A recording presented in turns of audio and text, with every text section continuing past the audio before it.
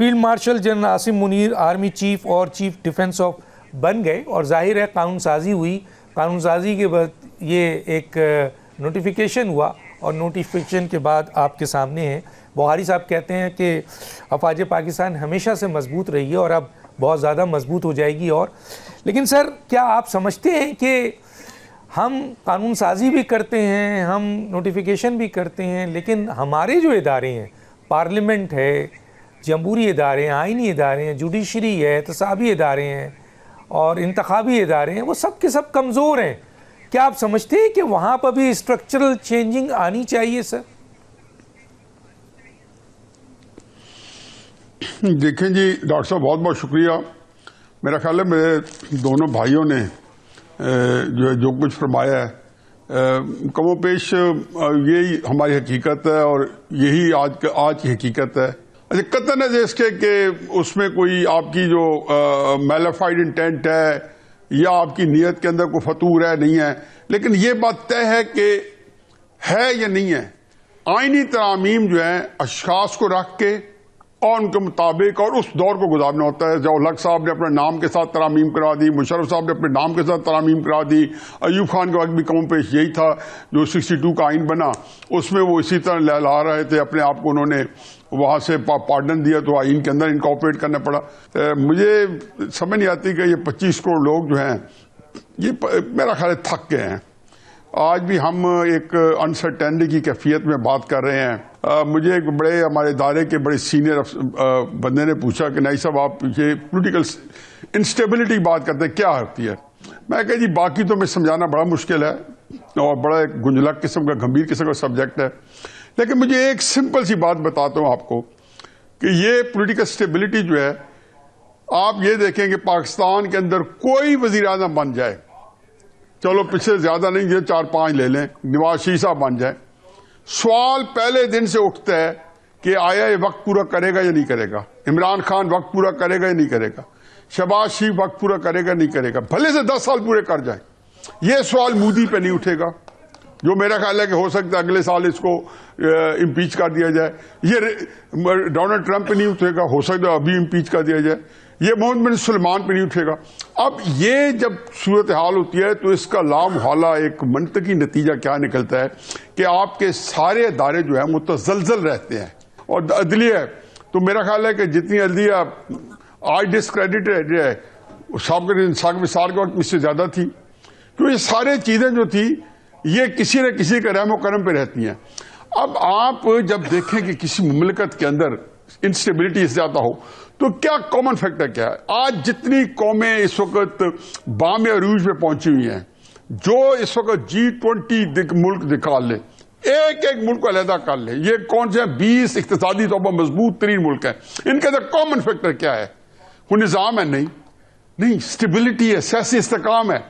چاہے شی جن پنگ کا ہے, چاہے پوٹن کا ہے, چاہے محمد بن سلمان کا ہے, چاہے آپ جاپان کا کر لیں, چاہے آپ امریکہ کا کر لیں, چاہے یورپ کا کر لیں, چاہے انڈیا کا کر لیں, سب میں پولیٹیکل اسٹیبلٹی ہے. اور جو ملک جو ہے اس وقت معاشی طور پہ دگردو صورتحال سے دوچار ہے, مثلا میں ہمیشہ کئی دفعہ کہہ چکا ہوں وینزویلا اور نائجیریا تیل کی دولت سے مالا مال ہے. وینزویلا کے تو اب کے جو ذخائر ہیں پتہ نمبر 2 ہے نمبر 3 ہے. امریکہ پاگل ہوا اس کو انڈو کرنے کے لیے. نائجیریا جو ہے پچھلے 45 سال سے 4-5 نمبر پہ آئل پروڈیوسنگ کنٹری تھا. ہمارے پاکستان کی جیلوں میں پڑے بھیک مانگنے, کیوں؟ سیاسی عدم استحکام ہے.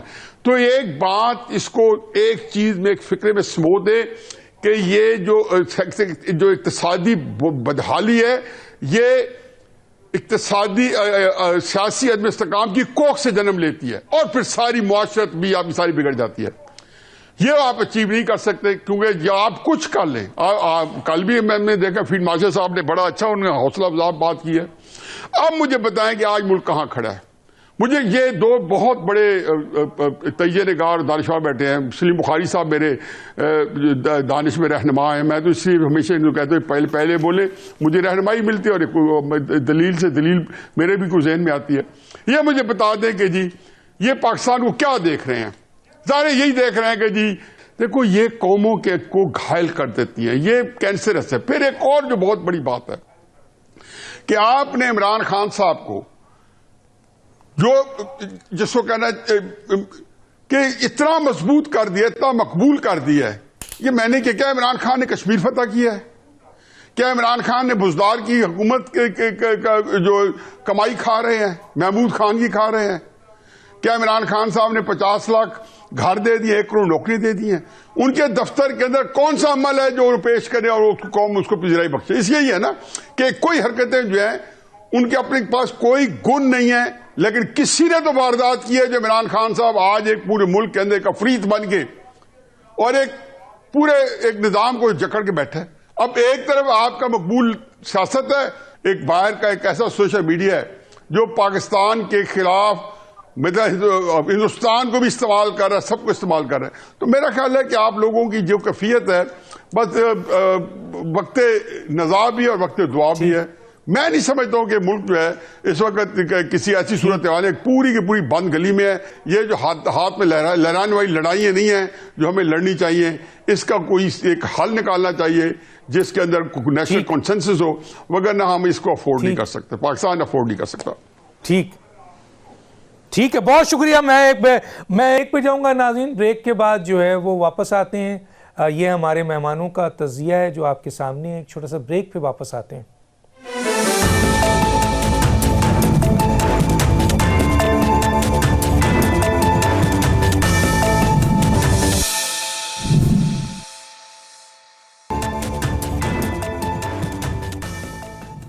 Welcome back.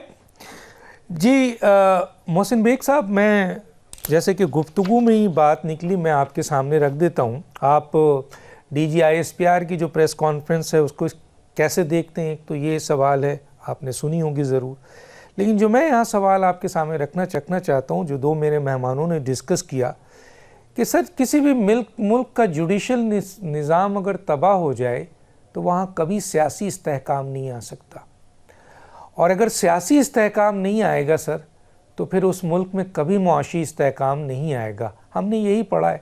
اور اگر معاشی استحکام نہیں ہوگا, بحران بڑھے گا, تو آپ چاہے کتنے ہی طاقتور ملک ہوں, آپ کی ترقی رک جائے گی اور ملک کو ناقابل ترافی نقصان پہنچے گا اور عوام کی حالت غیر ہو جائے گی اور اس ملک میں پھر جو ہوگا وہ ہوگا.